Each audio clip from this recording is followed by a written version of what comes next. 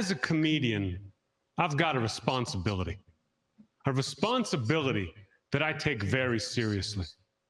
The responsibility to get up in front of a group of strangers and give you my opinion on the trans community. This guy has 100% read the Onion article making fun of the New York Times about how it's our solemn responsibility as a newspaper to denigrate trans people. It's just like kind of word for word. I'm here. Okay, so like I'm with it so far. Okay, I'm glad, because it does get more I don't know if dicey is the right way to say it, but it's like you're not sure. I wasn't the first time, even though I know this guy's comedy pretty well and I know that he's not anti-trans or anything. There's still a moment or two where you're like, wait, where's he going with this? Sure. And then he's playing to the audience expectation, because we're so used to hearing this bullshit. That he's setting it up to take it down. But I think that he referred to it as like a solemn duty, and I'm like, okay, this is the Onion bit. Also, I want to point out that he almost never blinks. Look, guys, you've got to do it now. It's in the handbook. I feel like the trans community are the new pregnant women, just in that it is never polite to guess.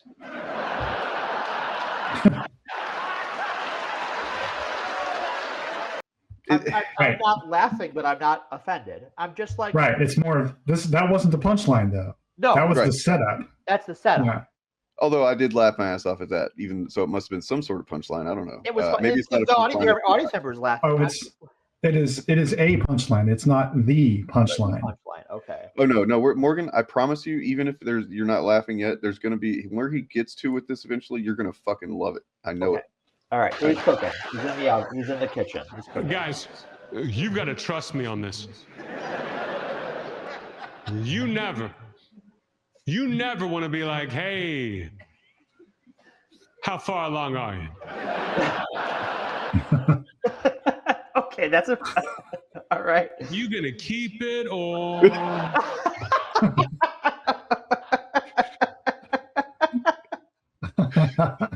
You're gonna keep it.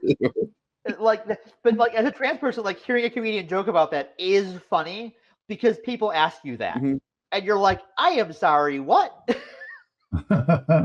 Like, and obviously, I'm not trans, but I do see trans people argue with people on the internet, and I've seen that question asked of them before. Right. You know, by some chud who's like, well, you have a, you know, it's like, what the fuck are you asking that for, man? You know? Who asks that of a stranger? Who asks that of someone they know? In any other context, you would never ask anybody something like that. I mean, in that one, you shouldn't, but like they do anyway. So it's. No, don't do that. Even if you're right, it's rude. Do what I do. Oh no. I'm smooth with it. I'm smooth with it. I don't ask the question. If I want to find something out, I just offer you a drink. Here, have this glass of bourbon. And if they say, actually, Anthony, I'm 7 months pregnant, then I get to be like, oh my God, you look amazing. But if they take the drink, they're trans. Okay, but for real, if you offer me a glass of bourbon, I'm gonna take it. And the thing is too that this is not. He's not like he's known for his comedy being, and we can check out some other in different contexts, different topics that show more how he's always been, which is that even when he's like, there's a bit later on where he's doing age of consent jokes. Okay. And for a moment, it's like, you're uncomfortable. I'm uncomfortable. I know he does not meaning what he's saying, and literally he's kind of just like challenging people to think about it this way. Right. But you know, so I know that he's also not doing kid gloves with this trans material either. You know what I mean? He's doing it in the same way that he normally would with anything, where he's like leaving you to kind of think about it for a minute. Well, he's got, pardon the phrasing, very straight delivery, right? He's his own straight man, and like he just not sort of makes a funny face at it or like laughs at his own joke. Yeah. He keeps a pretty stoic face the whole time, and that plays it well. He what I was noticing watching it with my girlfriend earlier is that because I just watched it last night and then again today, is that he puts out the setup without you even realizing it sometimes, where it's like you don't even realize that he's giving you the key to understanding the joke until it's like, and I don't know, it's masterful in my opinion. But yeah, this is where it gets into, I think you're gonna love this part. But this woman grabs me. She says, Anthony, I've got to ask you, what is your intention with that trans joke? I said, well, my intention is to make trans people laugh. I mean, could you imagine? That would be historic. Take that one apart. It could sound like he's putting that on trans people for never laughing. Like, oh, trans people never laugh. And really, I take it as more like when people make jokes involving trans people, it's never funny. Right. You know what I mean? Like, that's why it's the one joke, right? They just have the one joke. He's done the second joke and the third and the fourth, I think. And unlike the one joke, it's actually funny. And it was funny the first time. Anthony, you're probably not even aware of this. But the problem with your joke is some trans people are insecure about the fact that they can't have kids of their own. And your joke makes it sound like you're saying the opposite of a pregnant woman is a trans woman, and that could be hurtful. And I agree. That could be hurtful, but not coming from me. See, I love trans people. I empathize with the trans community. I'm not trans myself, but I too am always getting yelled at for walking into the wrong bathroom. Too soon, but I'm going with it. Okay. I love trans people. You know what I hate? Pregnant women. I will admit that was a learning moment for me. Before that woman grabbed me, I didn't know that trans people hated pregnant women as much as I do. Makes me respect them all the more. So just in case anyone here tonight is trans and you were offended by my first joke, here's a joke I tailor wrote just for you to enjoy. Last week, I saw a pregnant woman get hit by a bus. Or as I like to call it, a gender reveal party. Oh.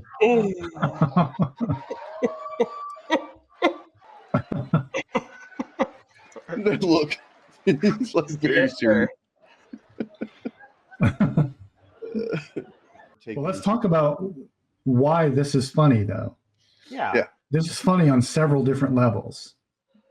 Like, he's picking on pregnant women who really are they're the ones that they get treated with kid gloves in this fucking country. You know what I mean? Yes, but the point is they are also a vulnerable population, right. And he's picking on them. And all the jokes he's telling rely on the audience knowing that it's unfair to pick on these people. Right. And he's highlighting the absurdity of picking on trans people by picking on pregnant people. Mm-hmm. Well, and there's also, like, before it was the big thing to make fun of trans people, like, there were maybe not comedy acts, but like comedy television shows and sitcoms that made fun of pregnant people a lot. Yeah. And treated their issues and vulnerabilities as a punchline. Yeah. And so you have this connective tissue. It's almost like taken for granted that you at this point in society, generally, most people aren't going to like actively make fun of a pregnant woman. You know. I presume he. Oh, we'll get there. Okay. Anthony's leading the way. Okay. I have one observation, and I want to put this out there because if it comes up later, it'll be funny that it did. Otherwise, it's an observation. And I don't know if this was intentional on his part, but he doesn't have a problem with pregnant trans men. It's just pregnant women. Pregnant women, yes. People are fine. Very good point. Yes. Well, what he really has a problem with, Morgan, I think this is where I think you're really going to connect with him. And when he gets to that really quick, what his real problem is. Okay. It's not just pregnant women per se. It's what are you guys laughing at? Wow. It's just for my trans friends. It's not for you. It's just don't like pregnant women. Don't like kids. One of my friends just asked me if I would be the sperm donor for her baby. I said, I don't know. That's a pretty big decision. How old's your baby? I saw that one coming. Yeah. I kind of figured that's where it was going, but good delivery. That one guy, a little too much guy. He's a big sperm donor fan. I guess so. If you're walking in late, I hate kids. I hate them so much, it's my whole thing. I'm against cancel culture. Just how he says it. Run that one back. I need to just take that all in. I'm against cancel culture. That's my impression of a shit comic trying to get on Rogan. In 20 years of stand-up comedy, I've been asked the same questions over and over and over again. The question I get asked the most by far is, Anthony, what do you think about cancel culture? Doesn't it make you mad? Aren't you scared? What do you think about cancel culture? So let me be clear. I don't give a fuck about cancel culture. What I am sick of are comedians complaining about cancel culture. It's not that hard. Do your job.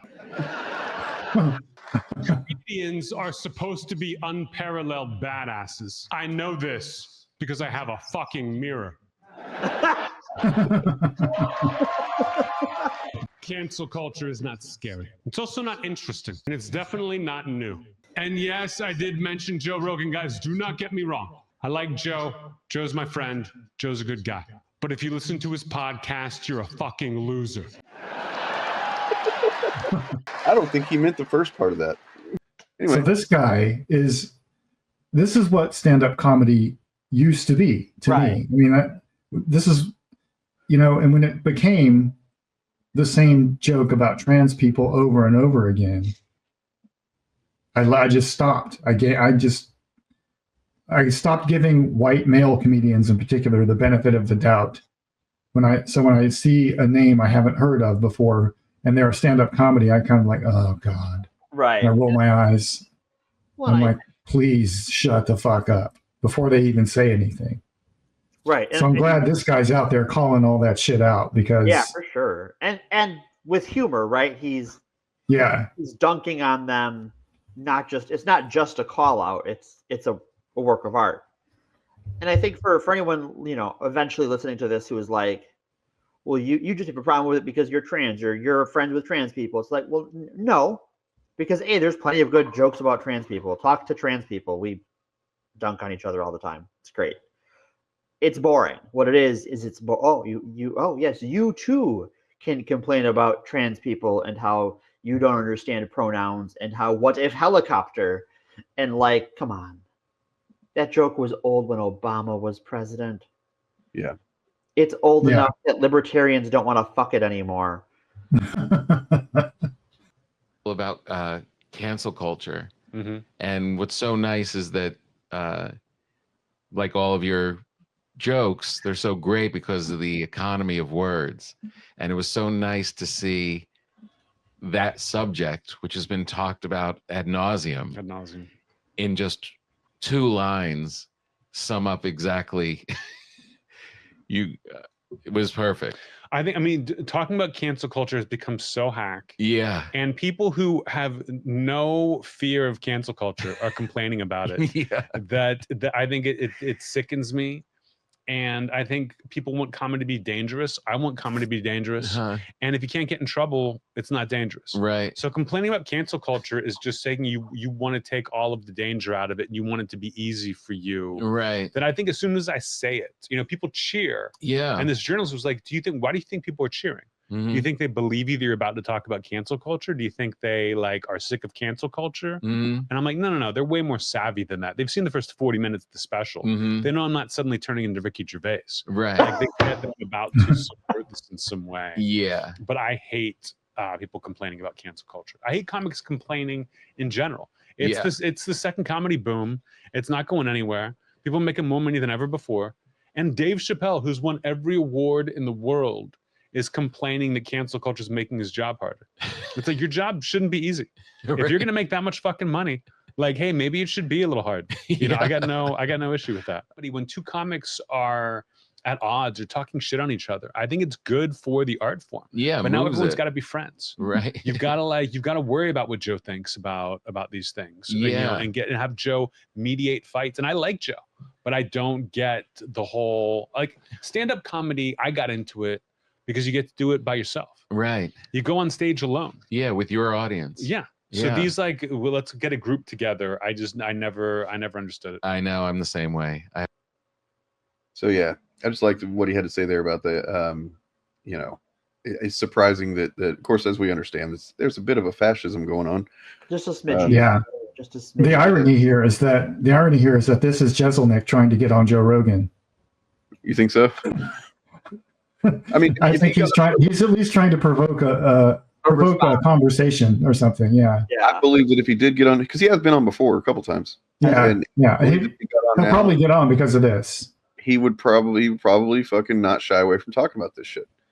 Yeah. I mean, if he did, he would lose almost all respect that I've built very quickly for him. You know what I mean?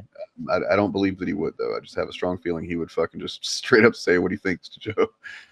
Well, the thing about Joe Rogan is, like, I get why he says he likes Joe Rogan, because Joe Rogan, like, what he means by that is he likes Joe as a person. Right. And say what you will against Joe Rogan, and I'll say plenty, but he is not thin-skinned. So he's totally capable of bringing someone like Jeselnik on his show and letting Jeselnik roast him. Joe will just laugh about it. Sure. So Jeselnik can make all the points he wants in front of Joe Rogan's audience, and Joe will just laugh it off. Joe is that he would listen to him, and even whenever Anthony will make great points, and he'll be like, "Oh yeah," you know, and like kind of almost seem to agree and understand and stuff, but then it will just leave his mind as soon as the podcast is over. The thing with Joe Rogan, the only thing that actually changes Joe Rogan's perspective seems to be right-wing shit. You guys know that I value mindfulness, and you also know that I wouldn't promote a product that I don't fully believe is worth the money. That's why I'm now a referral partner for Magic Mind Productivity Shots. I've been cutting the energy drinks and giant coffees out, along with no longer taking prescription ADHD meds, so I was searching for that one thing to replace all of that. But Magic Mind is more than just a replacement. It offers clarity, focus, energy, without jitters or crash. There's no weird side effect feelings, no side effects at all, unless you count getting lots of stuff done. Just one of these little bottles, I can stream, edit, hang out with the family, play music. I'm working on an EP, by the way, and feel a sense of calm throughout the whole thing. It really is a game changer for me. And I encourage you to do your own diligence. Read some reviews. Then try it for yourself using my link, magicmind.com/DaneAF, or via the QR code to get an astonishing $40 off your first order.